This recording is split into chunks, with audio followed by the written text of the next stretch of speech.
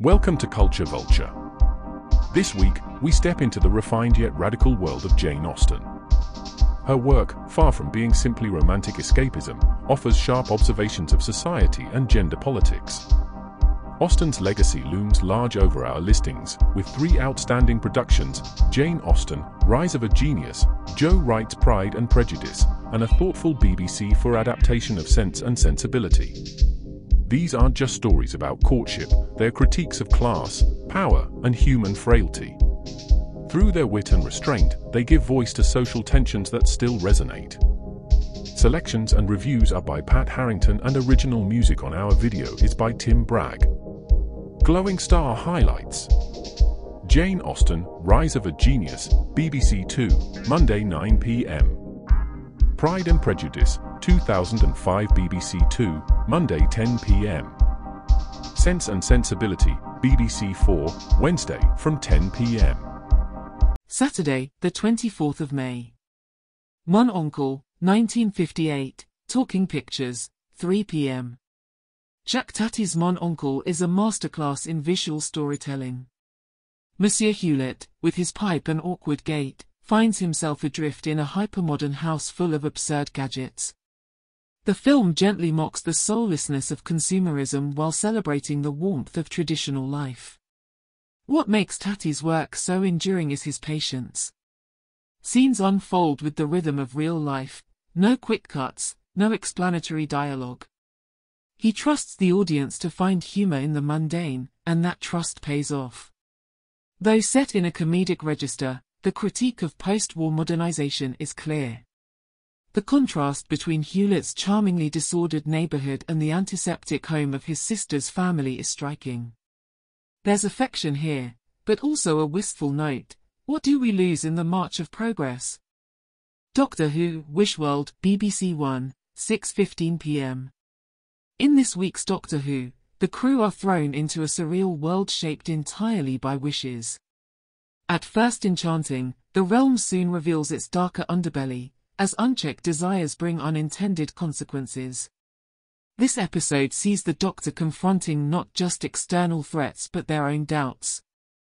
The writing strikes a fine balance between whimsy and warning, reflecting on the difference between dreams and delusions. Russell T Davies uses this episode to nudge viewers gently toward introspection. What do our wishes reveal about us? And what happens if they come true without constraint? There are no easy answers, only intriguing questions. Apocalypse Stalin, PBS America, 7:25 p.m. Uncompromising and chilling, this three-part documentary traces the life of one of history's most ruthless leaders. This episode focuses on how Stalin consolidated power through propaganda, fear, and purges. The archival footage is disturbing in its familiarity, echoing authoritarian patterns that still linger in the world. By humanizing the victims and documenting the regime's machinery, the program honors the past while warning the present. A stark and necessary viewing experience. Lisa, a truly terrific, absolutely true story, BBC 2, 9 p.m. This affectionate yet honest portrait of Lisa Minnelli balances showbiz dazzle with raw insight. The documentary traces her life from Hollywood royalty to queer icon, capturing the triumphs and trials with sensitivity. Rare footage and intimate interviews show a performer who burned brightly, and sometimes too close to the flame. But it's never mawkish. Lisa is seen here as complex, brave, and utterly compelling. A tribute worthy of its subject, and essential for anyone interested in the intersections of fame, resilience, and identity. The Running Man, 1988, Channel 4, 11:10 p.m. Arnold Schwarzenegger's The Running Man might seem like pure 80s action at first glance, muscular heroes, explosions, and a neon-drenched aesthetic. But beneath its bombastic surface lies a darkly prescient satire of media manipulation, authoritarianism, and the spectacle of violence as entertainment. Set in a dystopian future where the government controls the masses through rigged reality TV, the film critiques a system where the truth is malleable, dissent is silenced, and the public is pacified with blood sport. Ben Richards, falsely accused of mass murder, becomes a pawn in this brutal game, a gladiator forced to battle for survival while the audience cheers, unaware they are complicit in their own oppression. The parallels to modern media are striking. The way The Running Man show twists reality, framing Richards as a villain, echoes the distortion of truth in our own era of misinformation and curated narratives. Whether through government propaganda, biased news outlets, or social media echo chambers, the film warns of a world where facts can be shaped to suit the ruling powers. Then there's the critique of commercialized violence. The Running Man shows a society addicted to spectacle, where suffering is entertainment and morality is secondary to ratings. It's not far removed from real-world reality TV, where personal humiliation, cruelty, and manufactured drama keep audiences engaged. The difference. In the film's universe, losing means death. Despite its exaggerated, campy tone, The Running Man remains eerily relevant. It highlights the dangers of state-controlled narratives, unchecked corporate power, and public apathy in the face of exploitation. And like all great dystopian stories, it asks a chilling question: how far are we, really, from this future? From Russia with Love, 1963, ITV1, for 20 p.m. Bond's second cinematic outing is a tightly coiled Cold War espionage tale. There's less bombast, more brains, spycraft over spectacle. Sean Connery's Bond is suave, cynical, and at his most lethal. The Istanbul setting is rich and moody, full of alleyways and shadows. The train sequence is a classic, building tension with every turn. Lotte Lenia's Rosa Klebb is unforgettable, a villain equal to Bond in menace and cunning. A refined Bond adventure with elegance, grit, and real stakes. 3,000 Years of Longing, 2022, Channel 4, 10:55 p.m. A lonely narratologist, Tilda Swinton, meets a djinn, Idris Elba, in a Turkish hotel and must decide whether to use 3 wishes. What follows is a lavish, layered meditation on storytelling, loneliness, and desire. George Miller's film isn't in a rush. It draws you into its spell with vivid tales, philosophical musings, and sumptuous imagery. The fables the djinn recounts are touching and strange, filled with longing and regret. A film that speaks softly but with great depth, a rare cinematic gem that rewards attention and reflection. Monday, the 26th of May. Apocalypse Stalin, PBS America, 7:25 p.m. Part 2 of this searing series examines the regime's descent into paranoia and purging. As Stalin reshapes Soviet society into a monolith of fear, personal stories of loss and defiance emerge. It's heavy, yes, but necessary. The program never lets statistics eclipse individuals. Each victim has a name, a face, a context.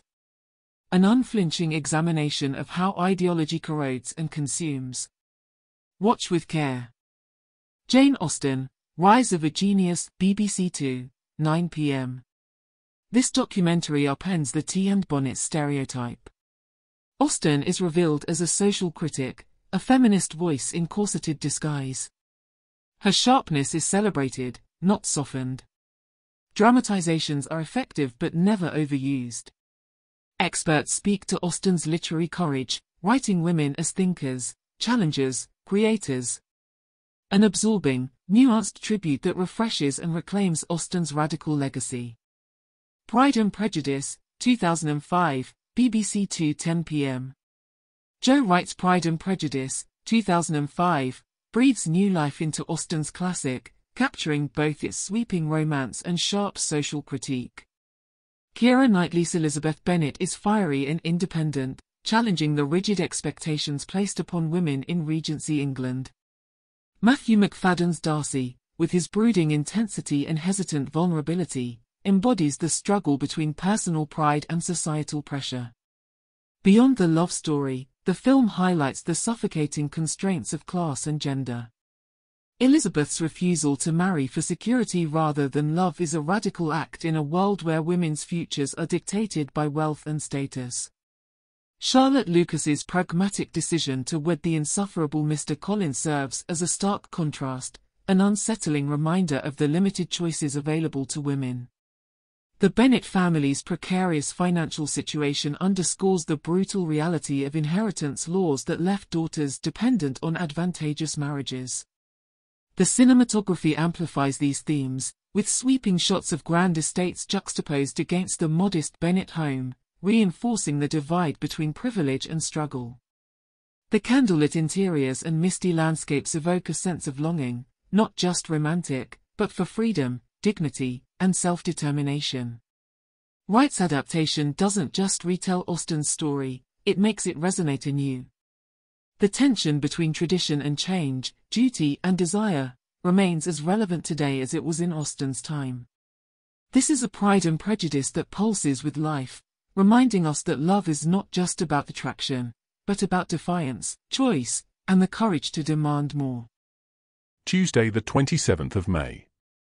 The Good, the Bad and the Ugly, 1966, ITV4, 9 p.m. Sergio Leone's spaghetti western is a slow-burn masterpiece of cinema, rich in tension and iconic in style. Clint Eastwood, Eli Wallach, and Lee Van Cleef form an uneasy triangle of greed, pragmatism, and ruthlessness as they hunt for a cache of hidden gold during the chaos of the American Civil War. Storyville, White Man Walking is a deeply unsettling yet necessary documentary that examines the journey of a man who once embraced white supremacist ideology but later rejected it, dedicating his life to de-radicalization. The film follows Rob Bliss, a white filmmaker who embarks on a 1,500-mile walk through America's southern states wearing a Black Lives Matter t-shirt, confronting hostility, armed Trump supporters, and moments of unexpected connection. This documentary is not just about one man's personal reckoning, it's about the broader social and political forces that shape radicalization and the difficulty of breaking free from them. It explores the deep racial and ideological divide in America, asking why advocating for Black lives provokes such visceral anger, particularly in poor, rural white communities. The film does not offer easy answers but instead forces viewers to sit with discomfort, reflecting on the systems that sustain racism and the silence that allows it to persist. The documentary also highlights the power of human connection. While Bliss encounters hostility, he also finds moments of solidarity, people willing to walk beside him, listen, and engage in difficult conversations. These interactions underscore the possibility of change, however slow and painful it may be. By marking the 5th anniversary of George Floyd's murder, White Man Walking serves as both a personal journey and a broader call for empathy and understanding. It challenges viewers to consider what it truly means to be an ally and how deeply ingrained prejudices can be confronted, not just in theory, but face-to-face, in the streets. Calendar Wednesday, the 28th of May. The Hate You Give, 2018, Film 4, 11:25 p.m. Adapted from Angie Thomas's acclaimed novel, this is a raw, emotionally charged film about the teenager grappling with police violence, activism, and identity. Amadla Stenberg stars as Star Carter, who moves between two worlds, her poor, black neighborhood and a privileged, mostly white private school. Neighborhood and a privileged, mostly white private school. Sense and Sensibility, episodes 1-3, BBC 4, from 10 p.m. This Austen adaptation takes its time, allowing each emotional shift to unfold gradually. Episode 1 introduces the Dashwood sisters and their sudden reversal of fortune. Episode 2 brings romantic possibility and quiet heartbreak. Episode 3 deepens the conflict between duty and desire. Calendar Thursday, the 29th of May. The Remains of the Day, 1993, Film 4, 6:05 p.m. Merchant Ivory's The Remains of the Day, 1993, is a masterclass in restraint, a film that unfolds with quiet devastation, exploring dignity, repression, and the weight of missed opportunities. Anthony Hopkins delivers a haunting performance as Stevens, a butler whose unwavering loyalty to duty has left him emotionally stunted, unable to grasp the depth of his own sacrifices. Emma Thompson's Miss Kenton, warm and perceptive, offers him a glimpse of something more, a life beyond service, beyond rigid decorum, but Stevens, bound by his own sense of propriety, cannot reach for it. Beneath its elegant surface, the film is a profound meditation on class, power, and the cost of unquestioning loyalty. Stephen's devotion to Lord Darlington, a man whose political sympathies veer dangerously toward appeasement, reflects the broader theme of misplaced faith, how adherence to hierarchy and tradition can blind individuals to moral failings. The film subtly critiques the British class system, showing how servitude, even when performed with dignity, can become a form of self-erasure. The historical backdrop, the years leading up to World War II, adds another layer of tragedy. Stevens, so consumed by his role, fails to see the shifting tides of history, just as he fails to acknowledge his own emotions. His journey, framed as a road trip to reconnect with Miss Kenton, is less about rekindling romance and more about reckoning with regret. The film asks, what happens when a life is spent in service to others, at the expense of one's own desires? Can dignity exist without personal fulfillment? Visually, The Remains of the Day is stunning in its subtlety. The grandeur of Darlington Hall contrasts with the quiet melancholy of its inhabitants. The cinematography lingers on small gestures, a glance, a hesitation, a hand hovering near another, capturing the unspoken emotions that define the film. The final scene, with Stevens watching Miss Kenton disappear into the night, is a gut punch, a moment of realization too late. This is not just a story of lost love, it is a story of self-denial, of the dangers of living entirely for duty. It remains one of the most poignant explorations of class, history, and human frailty ever put to screen. A film that lingers, much like the regrets it so delicately portrays. L.A. Confidential, 1997, Legend, 9 p.m. Curtis Hanson's L.A. Confidential, 1997, is a neo-noir masterpiece that peels back the glossy veneer of 1950s Los Angeles to reveal a city steeped in corruption, deception, and moral compromise. Adapted from James Ellroy's novel, the film follows three very different cops, each with their own approach to justice, as they navigate a world where crime, politics, and Hollywood glamour are dangerously intertwined. At its core, L.A. Confidential is a scathing critique of institutional corruption. The Lapped, presented as both protector and predator, operates more like a syndicate than a force for good. The film exposes the ways in which power is wielded, not to uphold justice, but to control narratives, silence dissent, and maintain the illusion of order. The media plays a crucial role in this deception, with tabloid journalist Sid Hudgens manufacturing scandals to serve the interests of those in power. The film's portrayal of police brutality, cover-ups, and manipulation feels eerily relevant, reflecting ongoing conversations about law enforcement and accountability. The three central detectives, Ed Exley, Guy Pearce, Bud White, Russell Crowe, and Jack Vincent, Kevin Spacey, embody different facets of the system. Exley, ambitious and idealistic, believes in justice but struggles with the compromises required to achieve it. White, driven by personal trauma, is a violent enforcer who sees himself as a protector of the vulnerable. Vincent, slick and self-serving, is caught between his role as a cop and his desire for celebrity. Their arcs highlight the moral ambiguity of law enforcement, how personal motivations, rather than principles, often dictate actions. The film also critiques the myth of Hollywood glamour. Beneath the dazzling lights and star-studded facades lies exploitation, secrecy, and the commodification of human lives. Kim Basinger's Lynn Bracken, a Veronica Lake lookalike trapped in a world of manufactured fantasies, represents the cost of this illusion. Her character underscores the film's theme of identity, how people are shaped, manipulated, and sometimes destroyed by the roles they are forced to play. Visually, L.A. Confidential is stunning. Hanson and cinematographer Dante Spinotti craft a world that feels both nostalgic and unsettlingly modern.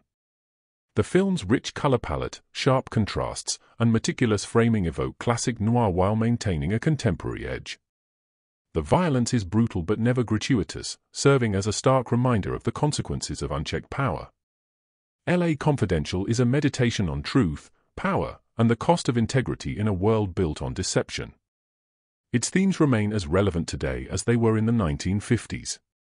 A gripping, intelligent, and beautifully crafted piece of cinema that refuses to offer easy answers. Kelly's Heroes, 1970, BBC 4, 10:30 p.m. Kelly's Heroes, 1970, is a war film that defies traditional narratives, embracing a cynical, satirical view of military bureaucracy, heroism, and war's underlying motivations. Unlike conventional World War II films, it presents soldiers driven not by duty but by personal gain, turning the battlefield into a gold heist rather than a noble struggle. Authority figures are depicted as incompetent or oblivious, reinforcing the idea that war is often mismanaged by those in power while individual soldiers must navigate its chaos for survival. The film also critiques the economic dimensions of war, framing it as an enterprise of profit rather than ideological conflict.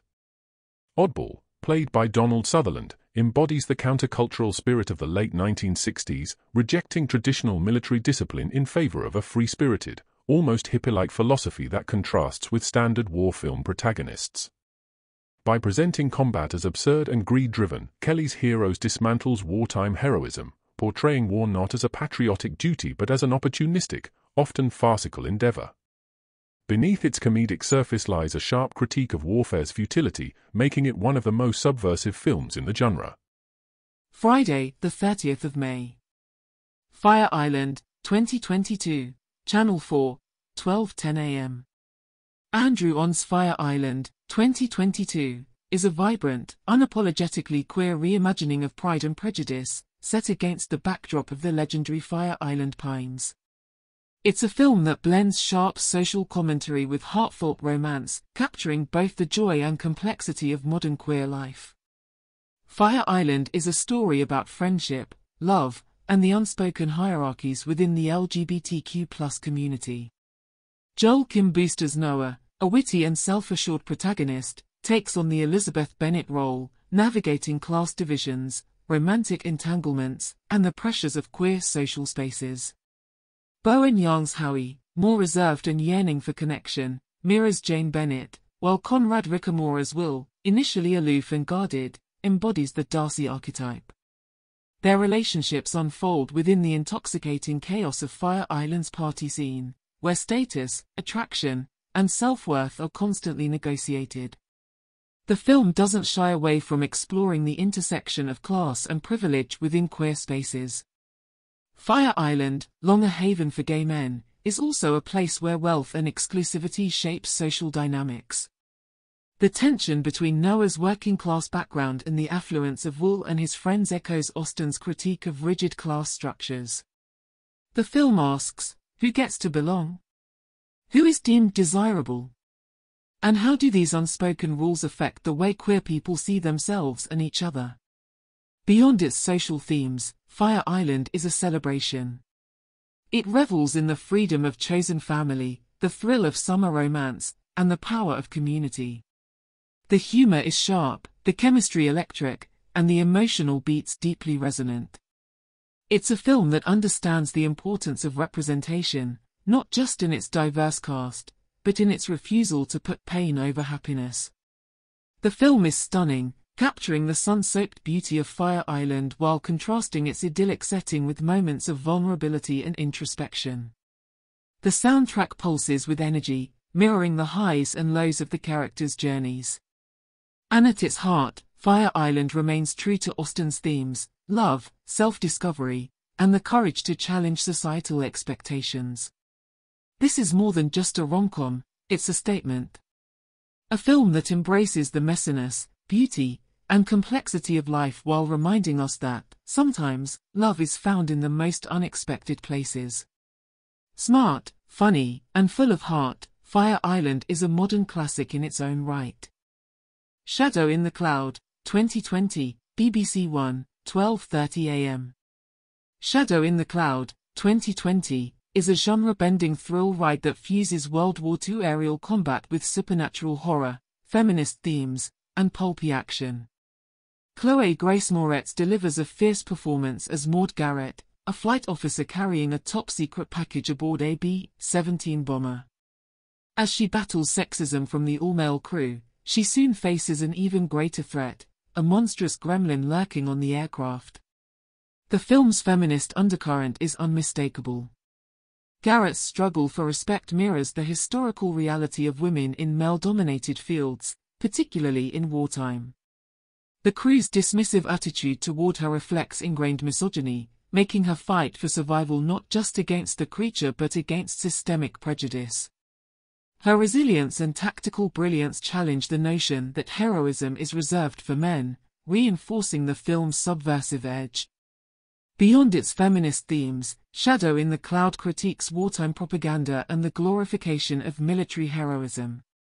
The exaggerated action sequences, where Garrett defies gravity and logic, play into the myth-making often associated with war stories. The film knowingly embraces its absurdity, using it to highlight the way narratives of heroism are shaped and distorted. The film is striking, with claustrophobic cinematography that heightens tension. The confined space of the bomber's ball turret becomes a pressure cooker, forcing Garrett into a relentless battle against both human and supernatural threats. The gremlin itself, a nod to World War II folklore, symbolizes the unseen dangers of war, whether mechanical failures, enemy attacks, or internal sabotage. While the film's tonal shifts can be jarring, its audacity is part of its charm.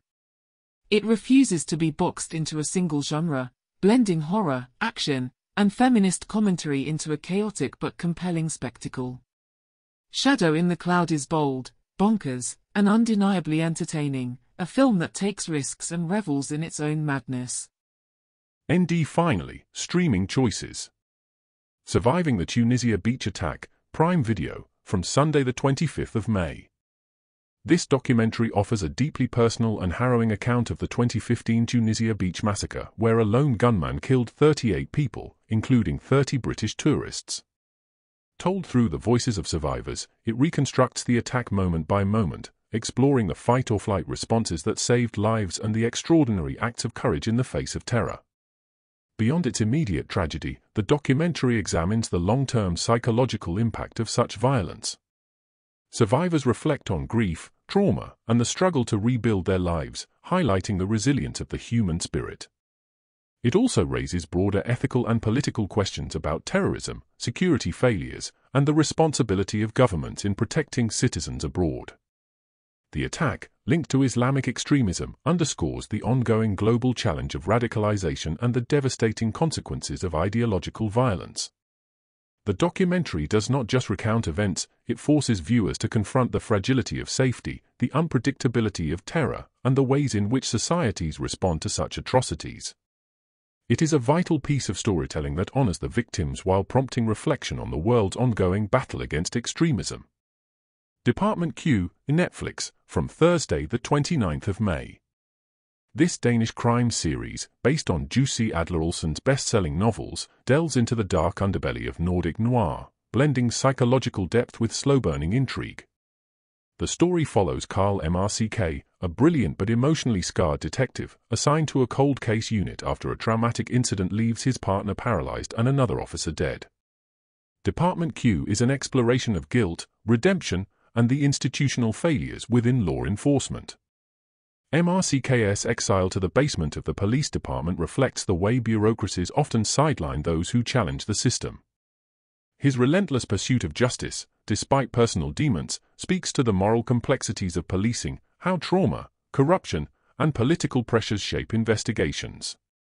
The series also critiques the justice system's handling of cold cases, questioning how many crimes remain unsolved due to negligence, lack of resources, or deliberate cover-ups. As Mrck and his team uncover buried truths, the show forces viewers to consider the ethical dilemmas of law enforcement. What happens when justice is delayed? How do victims and their families cope with unresolved crimes? With its bleak Scandinavian landscapes and intricate storytelling, Department Q is a gripping addition to the Nordic noir genre, offering both suspense and a thought-provoking look at the human cost of crime and justice.